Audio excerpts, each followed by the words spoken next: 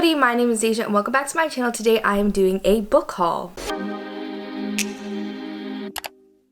So this book haul is a little bit all over the place. I don't normally do hauls when I'm at school because I am constantly cycling books in and out. As soon as I read them, they're back at home or in my car. So then some of the books that I have that I hauled, I actually don't physically have with me because they're at home right now. I tried my best to keep all the ones here that I bought and I didn't really want to read. I still tried to keep them around a little bit so that way I can haul them for y'all. But some of the books are missing, just like a couple of them, a handful, less than 5 for sure. So I'm just not going to talk about them. But I have a lot of books here from a lot of different places. That's why it's kind of messy. And I feel like a lot of these books, I don't know much about them. So we are going to learn together. So these are basically all the books that I've gotten since I did my last haul back in the summer. So basically all of first semester, these are the books that I've gotten all of fall semester. So I'm going to start off with the biggest stack. And that is the stack of books that I've gotten from my used bookstore. I have one that is my absolute favorite that I always go to. And I think this is over the course of 3 trips. I got all these books and I think a couple more, but they're at home. So I'm going to first start off with Suburban Hell. So I think these are about some PTA moms and they decide to make this she shed, and when they make this she shed, it releases a demonic force that turns their quiet enclave into something out of a nightmare, and that's before the homeowners association gets wind of it. So this is about moms who are trying to save themselves from a demonic force. It sounds super good and I've heard pretty good things about it, that it's just like a fun little horror. Then I have Nothing But Blackened Teeth, which I actually have not heard good things about at all, but I saw it there for, let me see, a couple dollars, $4, so I decided to pick it up so I could read it myself because I love short horror. I don't really know what this is about, but it says that it is a sharp and devastating exploration of grief, the parasitic nature of relationships, and the consequences of our actions. That sounds so good to me. I love grief horror, and the parasitic nature of relationships is so interesting. I think that's something that Eric LaRocca talks about a lot, so I'm excited to get to this one too, even though I haven't heard good things. Then I don't know what possessed me to pick this one up, but I got The Fun House by Dean Koontz. I really want to read more amusement park horror. It says, once there was a girl who ran away and joined a traveling carnival. She married a man she grew to hate and gave birth to a child she could never love. A child so monstrous that she killed it with her own hands. 25 years later, Ellen Harp has a new life, a new husband, and 2 normal children. Joey loves monster movies and Amy is about to graduate from high school, but their mother drowns her secret guilt in alcohol and prayer.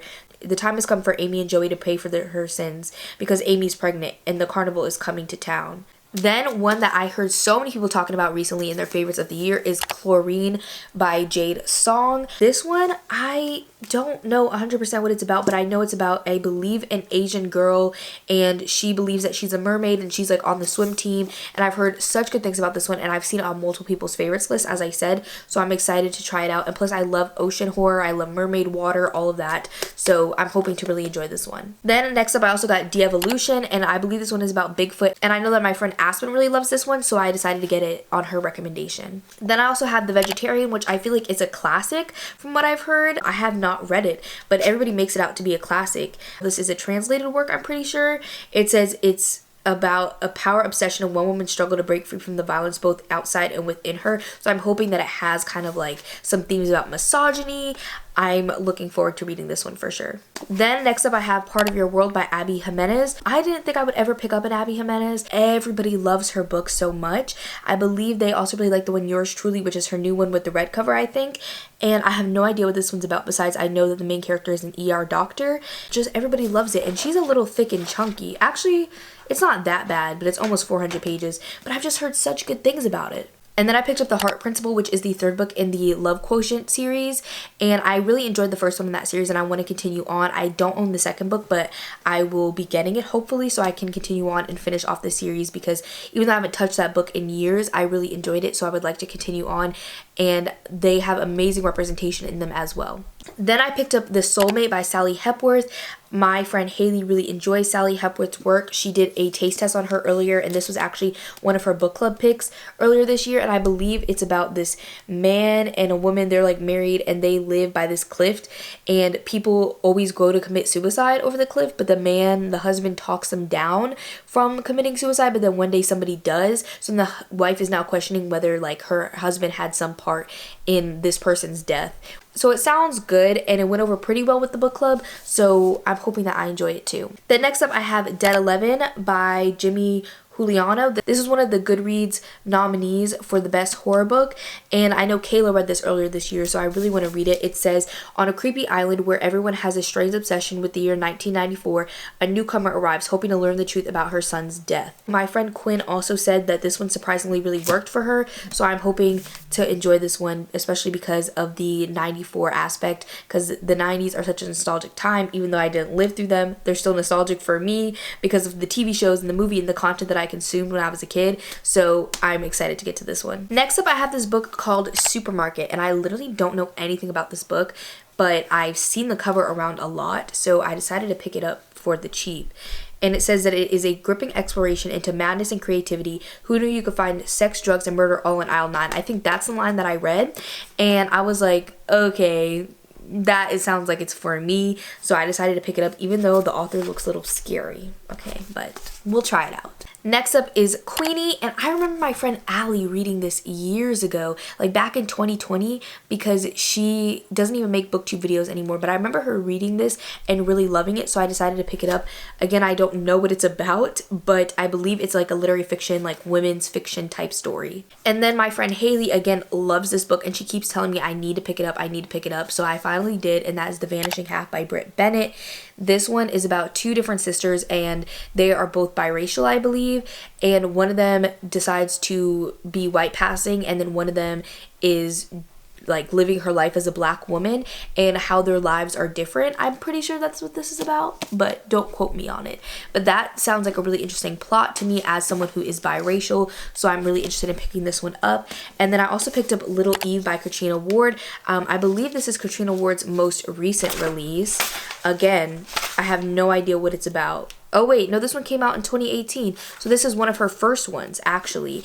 And I really enjoyed Sundial by this author, and I have The Last House on Needless Street on my TBR. So I'm really interested in checking this one out too. And maybe Katrina Ward could be a new favorite author. We'll see. I also picked up Family Lore by Elizabeth Acevedo, and this is about like the women in a specific family, and I believe one of them can see when people die, so she decides to host a wake for herself while she is literally still alive, and it's about all these different women and their lives and experiences. Then I also picked up Happiness Falls by Angie Kim.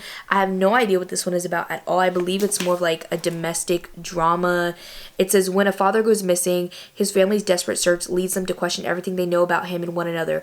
A riveting page turner and a deeply motivating portrait on a family in crisis. I know that Gabby really enjoyed that one, so I'm looking forward to that one. Plus, I have another one of her books on my TBR that is a legal thriller, so I'm excited to check that one out too. And I forgot to say that we moved on to my book subscription books, because these are both book of the month books. And then now we have Aardvark, and I know I've gotten multiple Aardvark boxes, but I keep forgetting to put them into my BookBuddy app, which is where I track my haul books. So yeah, but I also picked up Rouge by Mona Awad from Aardvark, which honestly I enjoy Aardvark much more than book of the month, but that's just me. This one is about the beauty industry, and that's all that I know. Okay, and it's by the author who wrote Bunny, which is a crazy, crazy book, okay? And then I also picked up The Reformatory by Ternana Reeve Dew, and I believe this one is literally about, like, reformatories in the 1950s and racism and really hard things to talk about, but that we need to talk about. And then lastly, I have Death Valley here by Melissa Broder, which is the same author who wrote Milkfed, which is one of my almost favorites of the year. It says it's a darkly funny novel about grief that becomes a desert survival story.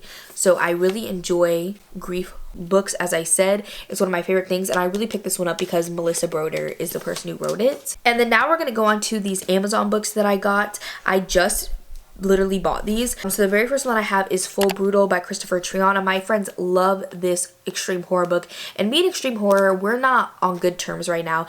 Ever since the situation that my friend went through, I just like the genre feels icky to me, and I just don't want to read it as much. But I love Christopher's work, so I really want to try this one out. I know it's about a cheerleader, and I believe she gets pregnant, and she literally like starts to try and ruin people's lives, like her teacher. I think her teacher's the one who got her pregnant too, and she just goes on a murderous rampage from what I know. And I also picked up Saving Noah by Lucinda Berry. This one I believe follows a mother, and she is the mother of this like a student who is like an athlete. He seems amazing and everything like that, but he admits to like touching children and being a pedophile, so he gets sentenced away, and his father also turns away from him and shuns him, but the mother is sticking by him and believes that people can change and be different because he doesn't actually want to be a pedophile. So I believe this has a lot of commentary in it, and it's by Lucinda Berry, who's a little doctor and child psychologist. So yeah. And then I picked up Nestlings by Nat Cassidy. I actually bought this before I read Mary by Nat Cassidy, which I liked but didn't love, which I was anticipating loving it, so I was kind of sad I didn't. But this one I know has to do with motherhood and I think disability as well, and vampires. So I'm excited about that one. Then another extreme horror that I picked up is Dead Inside. I never thought I would pick this up, but Haley said that I need to pick it up because this is a whole bunch of commentary apparently on the extreme horror genre, or not even the genre, but like the people who read extreme horror. It says a young hospital security guard with a disturbingly unique taste in women, a maternity doctor with a horrifically unusual appetite. When the two of them meet, they embark on a journey of self-discovery while shattering societal norms and engaging in destructively abhorrent behavior.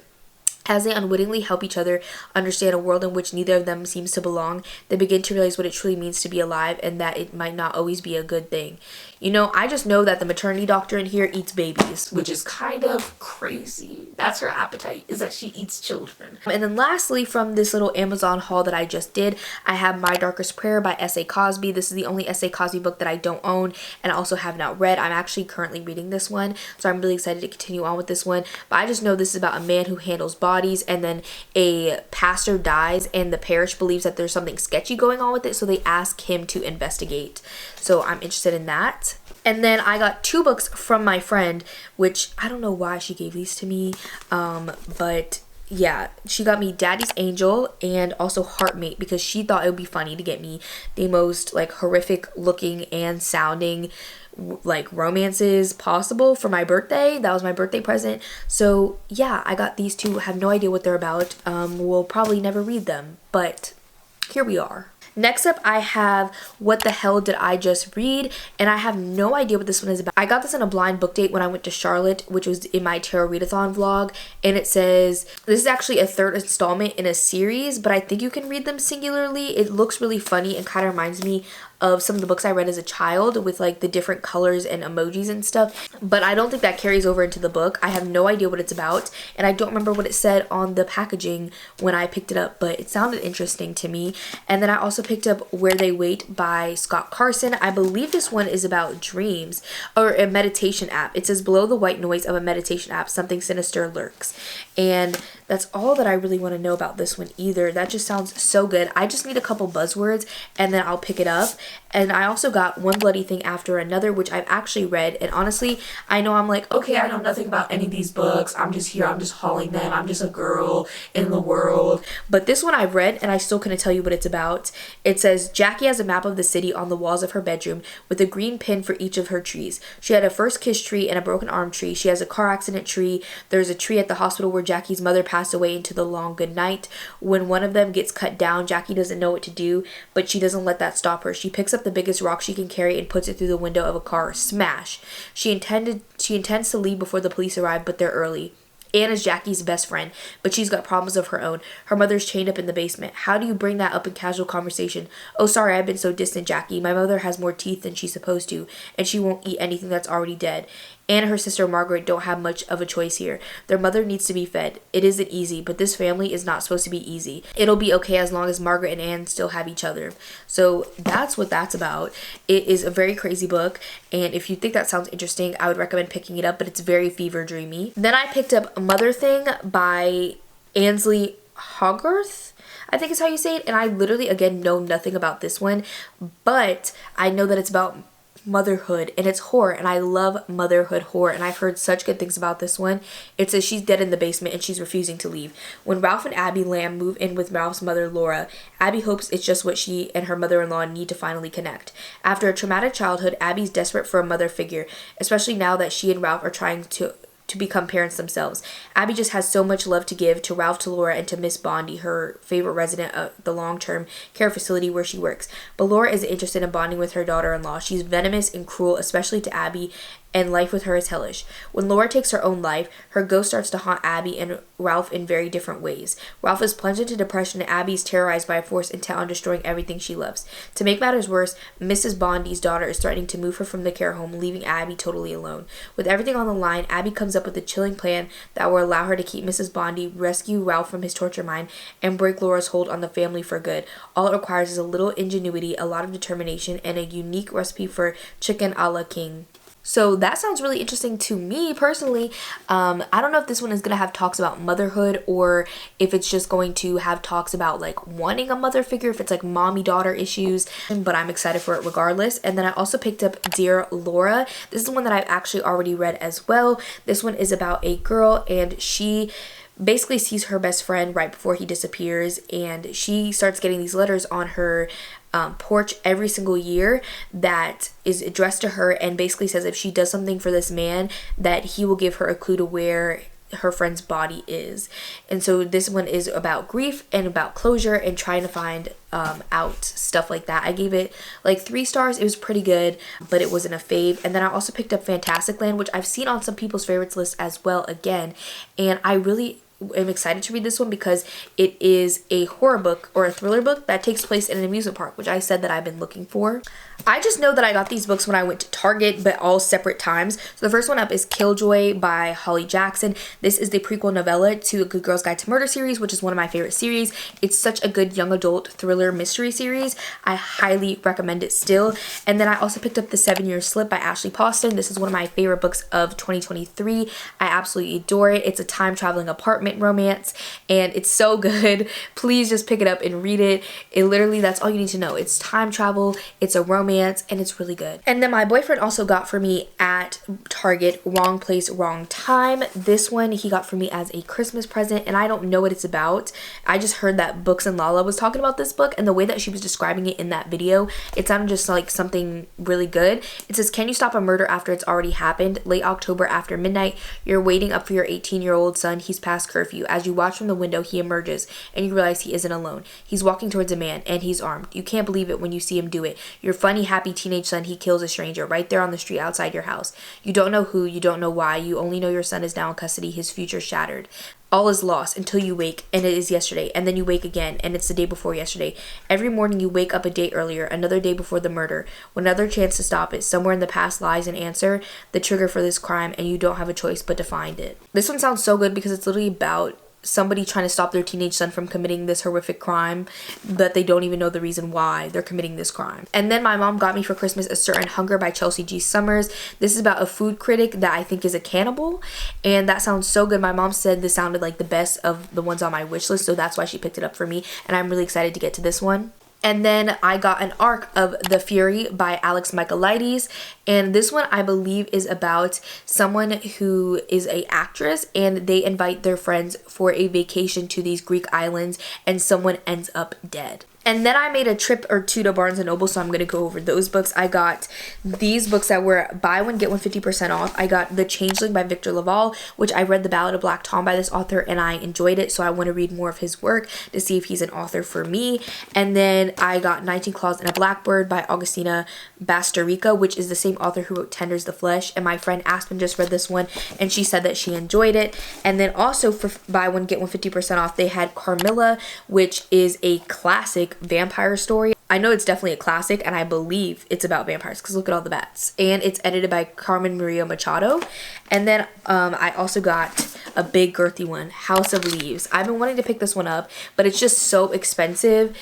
But it was buy one, get one 50% off, so I got it. This is a book that is very strange. I think it's a haunted house story, but like the way that you have to read it, some things you have to like read in the mirror. You have like weird things like just a single word or a couple words on a page, and it's just like very interesting format. I'm sure you guys have heard of this book because it's kind of infamous for being unique. And lastly, I have Mary by Nat Cassidy, which is a book about a woman who goes back to a small town that she grew up in, and she begins to take care of her aunt. She went into perimenopause, and so she's starting to face kind of like these bodily changes, but she's also having some weird visions incidents and stuff like that that may or may not be connected to a serial killer and the killings begin again. I enjoyed that one, but it was not an absolute fave for me personally, but I think it's a good read if it sounds interesting to you. So that's all I have for this video today. Let me know if any of these books I should be prioritizing if I haven't read them, because I would love to know which ones you guys really enjoyed. If you made it to the end as well, you can leave a little bat emoji down below for Carmilla, and I will see y'all in my next one. Bye everybody.